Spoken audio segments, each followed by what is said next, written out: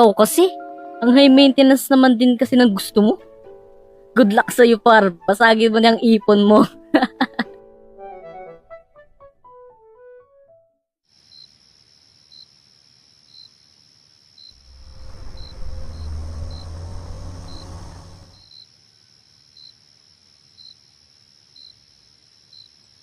Uy, tol, kamusta? Okay naman, tol. Eto, nag-aantay na magbubok. Kawata, nakarami ka na eh. Di naman. Sakto lang. Tol, maraming salamat at sinama mo ako sa sideline mo ha.